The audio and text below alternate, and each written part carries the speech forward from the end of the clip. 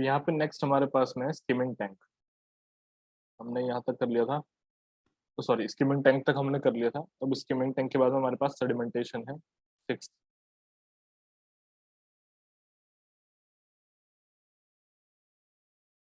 Sedimentation, sedimentation के बारे में तुम लोग बड़े अच्छे से जानते हो कि इसमें जो भी पार्टिकल्स होते हैं वो सेटल डाउन हो जाते हैं। ये होता है हमारा सेडिमेंटेशन। ठीक है। तो अब यहाँ पे हम क्या करते हैं, यहाँ पे जो हमारे ऑर्गेनिक पार्टिकल्स होते हैं उनको हम सेटल डाउन करवा देते हैं। In this method, in this method we remove organic particles, remove organic particles। ये सस्पेंडेड वालों की बात हो रही है, सस्पेंडेड सॉलिड्स। ठीक है। Having specific gravity,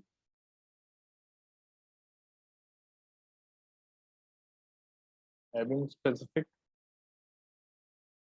gravity normally 1.2। तो यहाँ पे जो हमारे पार्टिकल्स हैं वो सेटल डाउन हो जाते हैं जिनकी स्पेसिफिक ग्रेविटी नॉर्मली कितनी होती है, 1.2 होती है। अब यहाँ पे आती है आगे चीज, डिफरेंट टाइप्स ऑफ सेटलिंग। जो सेटलिंग है कितने तरह की होती है, डिफरेंट टाइप्स ऑफ सेटलिंग। अभी जो सेटलिंग है ये चार तरह की होती है, और यही हमारा यहाँ पे इम्पोर्टेंट प्री में पूछता है। सेटलिंग के ये जो डिफरेंट डिफरेंट नाम्स होते हैं ये सब प्री में पूछ लेता है, और मीन्स में लिखवाने के लिए आ जाता है, पूरा पूरा लिखवा सकता है तुम लोगों से ये। यहाँ पे चार तरह की सेटलिंग होगी। मैं एक तरीके से ये यहाँ पे टैंक बना रहा हूँ एक, और इस टैंक में यहाँ पे मैंने कुछ पार्ट्स बना दिए। ये पहला वाला है ऊपर, सबसे पहला सेटलिंग यहाँ पे हो रहा है, दूसरा यहाँ पे होगा, ये थर्ड, एंड देन लास्ट में फोर्थ। यहाँ पे नंबरिंग कर देते हैं। ये सबसे पहला सेटलिंग होगा, यहाँ पे सेकंड, ये थर्ड, और ये फोर्थ। ठीक। अब सेकंड वाली सेटलिंग में जो पार्टिकल्स का साइज है वो 1000 मिलीग्राम पर लीटर, मतलब ये कंसेंट्रेशन। और थर्ड वाले में ये वैल्यू है, इनसे कम ज्यादा वाला हमारे पास इसमें आ जाता है।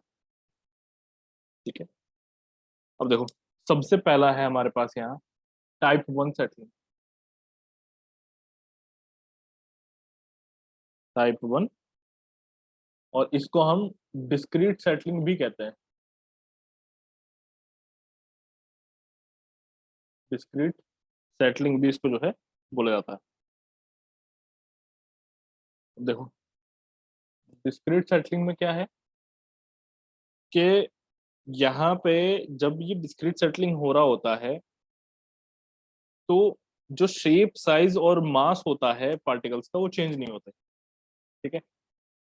तो डिस्क्रीट सेटलिंग यही होता है। देखो, सेटलिंग में बेसिकली क्या प्रोसेस है, देखो ये एक पार्टिकल ये घूम रहा है, एक ये घूम रहा है, एक ये घूम रहा है। तो क्या होता है, इन पार्टिकल्स को सेटल डाउन होना है अभी। तो क्या होता है, बहुत बार ये पार्टिकल्स आपस में ऐसे मिल जाएंगे, और मिलने के बाद में एक बड़ा सा पार्टिकल बना लेंगे, एक बड़ा सा फ्लॉक बना लेंगे, और फिर बड़ा सा फ्लॉक बनाने के बाद ये तब सेटल डाउन होंगे। ठीक। ये बहुत बार होता है। लेकिन डिस्क्रीट सेटलिंग में क्या होता है कि ये आपस में मिलकर के फ्लॉक नहीं बनाते, ये इस तरीके से अलग अलग ही रहते हैं, डिस्क्रीट रहते हैं। तो इनकी जो सेटलिंग होती है, मतलब पार्टिकल्स जो अपना शेप, साइज, जो शेप है, साइज है, मास है, वो सब चेंज नहीं कर रहे हैं, तो वो हमारे डिस्क्रीट सेटलिंग में आता है। ठीक, उसी को हम डिस्क्रीट सेटलिंग कहते हैं। तो यहाँ पे सबसे पहले स्टेटमेंट है यही कि occurs when shape size, when shape comma size और mass, mass do not change। ठीक, सबसे पहले तो ये हो गया। नेक्स्ट इसमें देखो, जो यहाँ पे सेटलिंग वेलोसिटी होती है डिस्क्रीट पार्टिकल्स की, settling velocity of discrete particles, discrete particles is determined by Stokes law,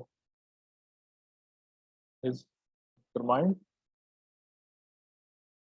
by Stokes law। Stokes law निकाले जाते हैं सेटलिंग वेलोसिटी। ठीक है।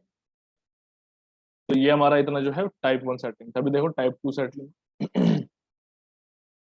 सेकंड वाला इसमें।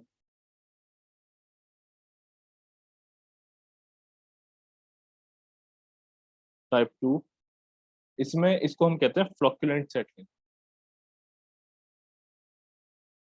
फ्लोक्युलेंट सेट। अभी फ्लोक्युलेंट सेटलिंग में क्या होता है कि पार्टिकल्स जो होते हैं वो इकट्ठे हो जाते हैं। देखो जैसा नाम बता रहा ना यहाँ पे, वही फंक्शन भी है। ठीक है। तो फ्लोक्युलेंट सेटलिंग में पार्टिकल्स जो होते हैं वो मिल जाते हैं एंड देन वो सेटल डाउन। सबसे पहला इसमें flocculent particles,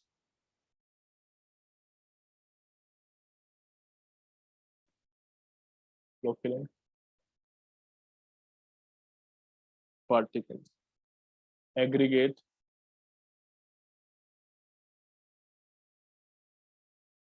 aggregate during settling settling in increasing the mass of particle which settles faster.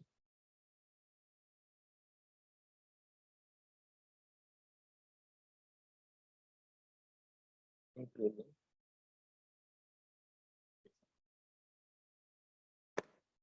in increasing the mass of particles which settle faster.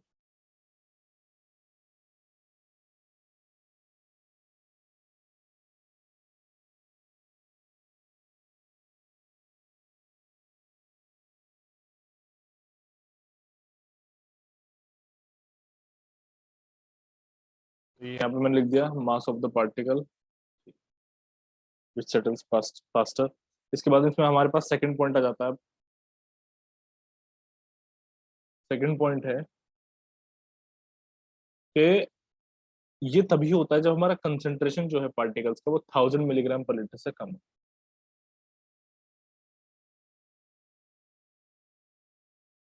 occurs when occurs when concentration of flocculent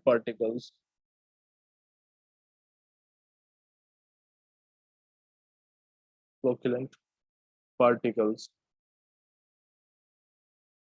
is less than 1000 milligram पर litre. एक ये हो गया। ठीक। अब यहाँ पे क्या होता है कि कोई फॉर्मूला एग्जिस्ट नहीं करता जो हम लगा करके यहाँ पे सेटलिंग वाला जो डेटा है वो निकाल सकें। ठीक है। तो इसके लिए भी लिख लो comma, no mathematical formula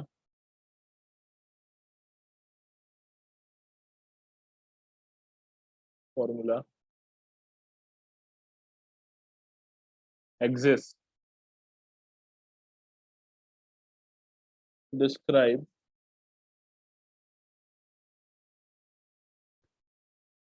फ्लोक्युलेंट settling. ठीक है। चलो एक ये हो गया।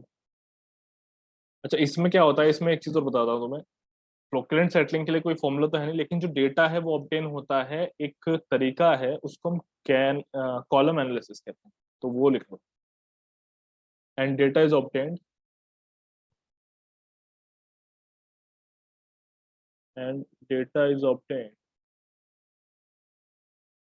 from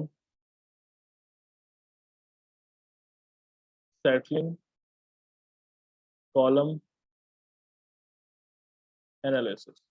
और जो डेटा है वो सेटलिंग कॉलम एनालिसिस से ऑब्टेन किया है। इसको यहाँ पे अंडरलाइन कर लो, इंपॉर्टेंट है, प्री में आ सकता है ये वाला। नेक्स्ट देखो यहाँ पे हमारे पास में आया था टाइप 3 सेटलिंग। थर्ड है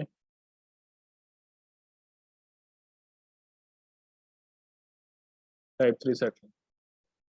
ये है हमारा हिंडर्ड, तो कहते हैं हिंडर्ड और zone settling.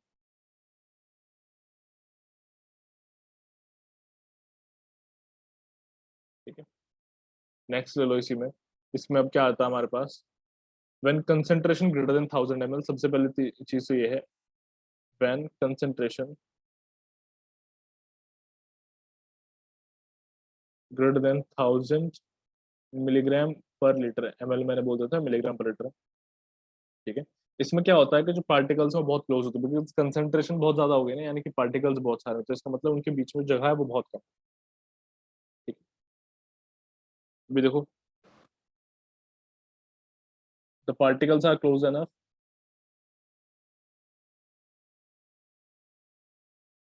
Are close enough that their velocity, कि उनकी जो वेलोसिटी होती है, अब होता क्या है, वो हिंडर हो जाती है। वो हिंडर कैसे हो जाती है, तो उनका जो वेलोसिटी फील्ड है वो ओवरलैप कर जाता है। अभी बताता हूँ कैसे। भाई एक पार्टिकल ये है तो इसको सेटल डाउन होना है, तो इसका एक इतना सा ना एक फील्ड होता है, वेलोसिटी का फील्ड होता है, जिसमें अगर कोई भी चीज यहाँ पे आ जाए आसपास में, तो वो क्या हो जाती है कि फ्रिक्शन बढ़ जाएगा, इसकी वेलोसिटी जो है सेटलिंग की वो अफेक्ट हो जाएगी। तो यहाँ पे जब दो पार्टिकल्स आपस में बड़े नजदीक नजदीक होते हैं, तो इनकी जो वेलोसिटी फील्ड है ऐसी वो क्या हो जाते हैं, वो इस तरीके से ओवरलैप हो रहे होते हैं। तो यहाँ पे बहुत इफेक्ट पड़ता है उनकी सेटलिंग वेलोसिटी। ये चीज को वो यहाँ पे कह रहा है। ठीक है, velocity field overlap causing hindered settling. तो इसी वजह से क्या होती है, हिंडर्ड सेटलिंग होती है, कोजिंग हिंडर्ड सेटलिंग। ठीक है। इसी वजह से यहाँ पे जो नाम है हमारा टाइप की सेटलिंग में, ये हिंडर्ड और जोन सेटलिंग का नाम। ठीक। देखो नेक्स्ट यहाँ पे हमारे पास, it is found in secondary sedimentation tank. मतलब ये जो हमारा हिंडर्ड सेटलिंग है कहाँ पे पाया जाता है, ये पाया जाता है, it is found in secondary sedimentation tank. जो हमारा सेकेंडरी सेडिमेंटेशन टैंक है उसमें पाया जाता है।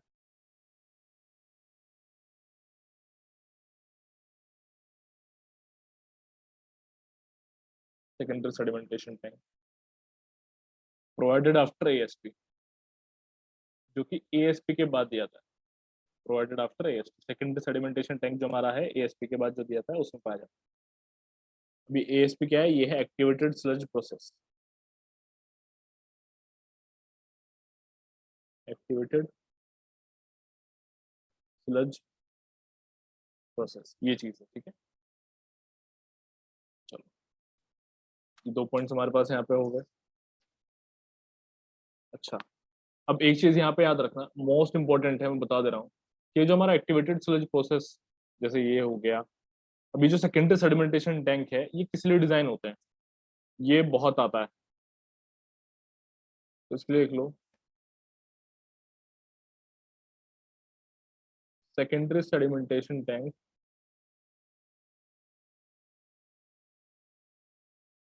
Tank is design for, is design for surface overflow, sorry, solid loading rate.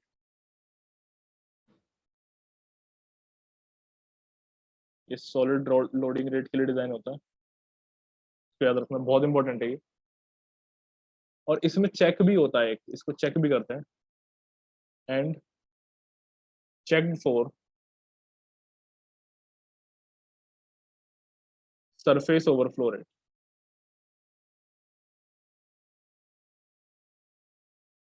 And check for surface overflow, surface overflow rate के लिए इसको चेक किया। ये मोस्ट इंपॉर्टेंट चीज है। ठीक है। चलो, अब यहाँ पे लास्ट हमारे पास में आ जाता है type 4 settling, fourth type 4 settling. और जो टाइप 4 सेटलिंग है इसको हम कंप्रेस्ड सेटलिंग भी कहते हैं, और कंप्रेस्ड सेट। ठीक है। अब कंप्रेस सेटलिंग में इसमें देखो सबसे पहला पॉइंट हमारा,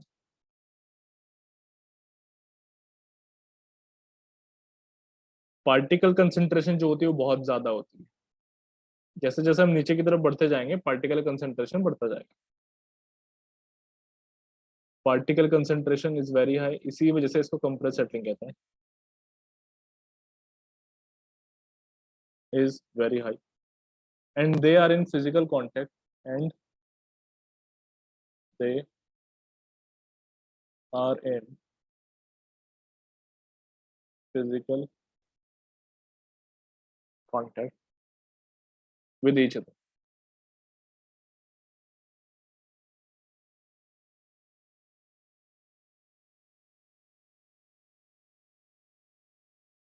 विद ईच, ठीक है। अब यहाँ पे क्या होता है, देखो ये पार्टिकल्स हैं इस तरीके से, सबके सब आपस में कॉन्टेक्ट में। अब ऐसे ही ये नीचे भी इसके पार्टिकल्स होंगे, इस तरीके से ये भी कॉन्टेक्ट में होंगे। अब होता क्या है कि जैसे जैसे आप नीचे जाते जाओगे, इस तरीके से लेयर्स आपको मिलती चली जाएंगी पार्टिकल्स की। तो आप जितना नीचे जाओगे, वो नीचे वाला लेयर ऊपर वाले लेयर का वेट जो है कैरी कर रही होगी। तो ये हमारे पास में लोअर लेयर होगी,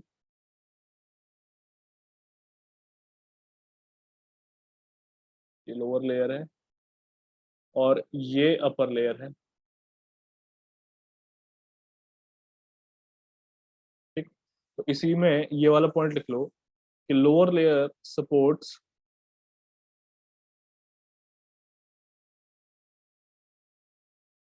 the weight of upper layer,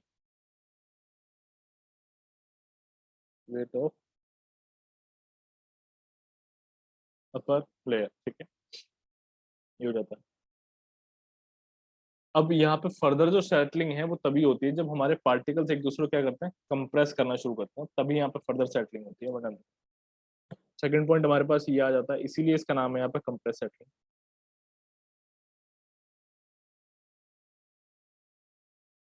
further settling happens only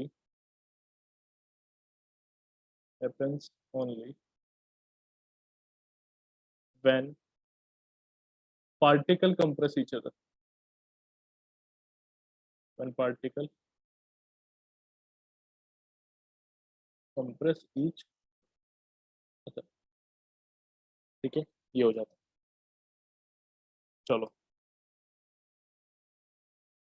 यहाँ पे ये सारी चीजें खत्म। अब मैं तुम्हें बता दूं, अभी तुम जैसे देख रहे हो, अभी हमने क्या कंप्लीट किया, अभी हमने जो अपना पीएसटी है, यानी कि प्राइमरी जो हमारा ट्रीटमेंट है वो हमने कंप्लीट कर लिया है, ठीक है। प्राइमरी सेडिमेंटेशन टैंक है ये, जो भी हमने कंप्लीट किया है।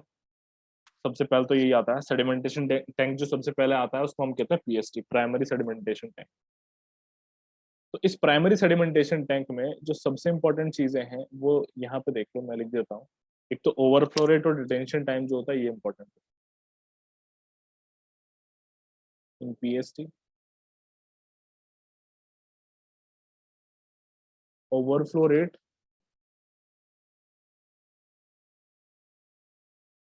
And detention time are important, ठीक है, ये हो जाता है। अब यहाँ पे नेक्स्ट हमारे पास में आता है सेकेंडरी ट्रीटमेंट। सेकेंडरी ट्रीटमेंट हमारा क्या था, बायोलॉजिकल ट्रीटमेंट था। अब ये है हमारा यहाँ पे सेकेंडरी ट्रीटमेंट। अभी हमने अपना प्राइमरी ट्रीटमेंट देखा,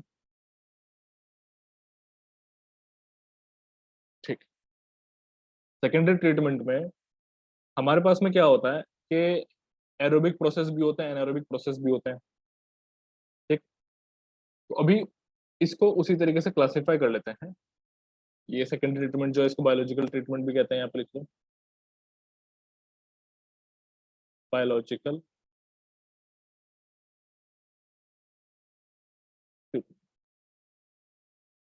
अब यहाँ पे होता क्या है कि अगर एरोबिक प्रोसेस हो रहा है तो बेस्ड ऑन एरोबिक प्रोसेस, अगर ऐसा हो रहा है तो हमारे पास यहाँ पे सबसे पहले तो आ जाता है ट्रिकलिंग फिल्टर।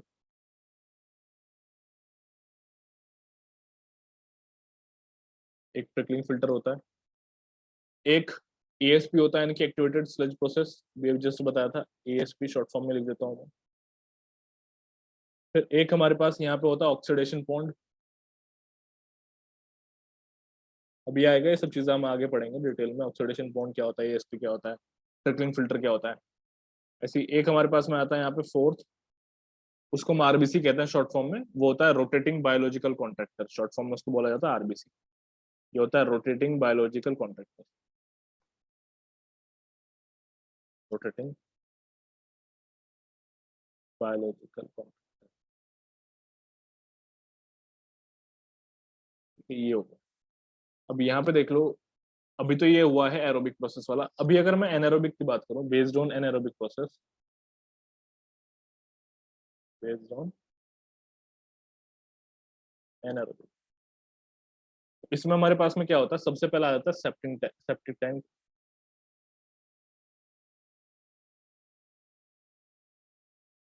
और दूसरा जो इसमें हमारे पास में है वो होता है आईएमओफ। अभी जो यहाँ पे चल रहा है सब बहुत इंपॉर्टेंट है, जितने भी यहाँ पे नाम है, जैसे कि ये हो गया इंपॉर्टेंट है, ऑक्सीडेशन पॉइंट इंपॉर्टेंट है, एएसपी इंपॉर्टेंट है, ट्रिकलिंग फिल्टर ये भी इंपॉर्टेंट है। तो ये वाला जो पार्ट है ये काफी इंपॉर्टेंट है, प्री के पॉइंट ऑफ व्यू से भी एंड मेंस के पॉइंट ऑफ व्यू से भी काफी इंपॉर्टेंट है। ठीक, तो सबसे पहले इसमें हम देख लेते हैं अपना attached growth process.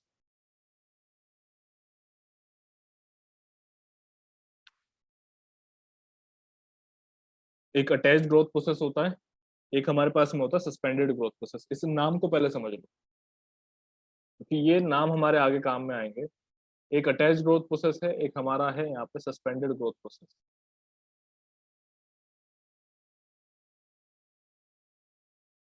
Attached growth process सबसे पहले। अब इसमें क्या होता है कि जो हमारा बायोमास है, जो भी चीज हमारे पास में है, वो क्या होती है, वो सरफेस से अटैच हो जाती है जाकर के। सबसे पहले surface is, sorry, biomass is attach to a medium. एक मीडियम होगा, उस पर जाकर के अटैच हो जाएगी। And sewage containing organic matter, और जो हमारा सीवेज होता है जिसमें ऑर्गेनिक मैटर होता है, वो उस ये जो अपना मीडियम है उसके थ्रू पास करते हैं इसको। And sewage containing organic matter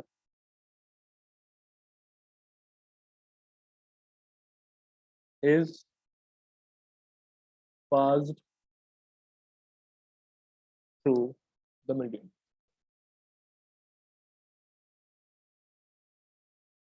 ठीक है, ये होगा दूसरा। अटैच्ड ग्रोथ प्रोसेस के बाद देखो suspended growth process.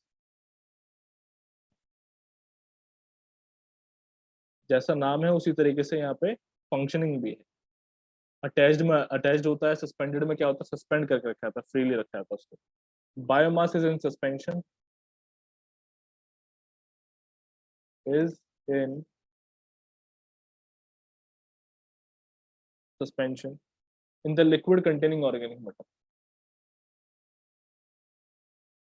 in the liquid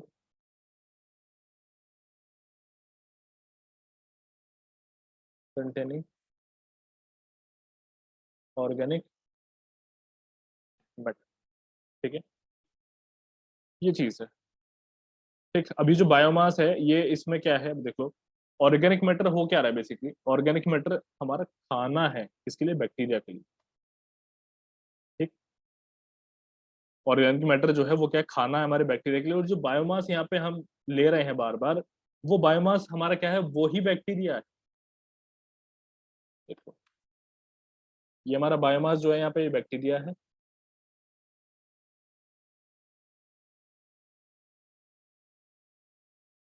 ये बैक्टीरिया, और यहाँ पे जो ऑर्गेनिक मैटर है वो उस बायोमास का खाना है, यानी कि इस बैक्टीरिया का फूड है। Organic matter food for bacteria.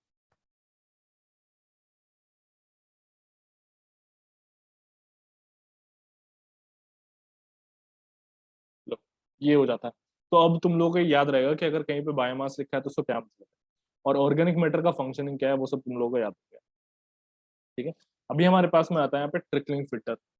Trickling filter जो है वो इम्पोर्टेंट है, इसकी डिज़ाइनिंग आ जाती है, बहुत सारी जो वैल्यूज़ होती हैं वो पूछ लेता है। तो अभी नेक्स्ट देखेंगे हम अपना ट्रिकलिंग फिल्टर।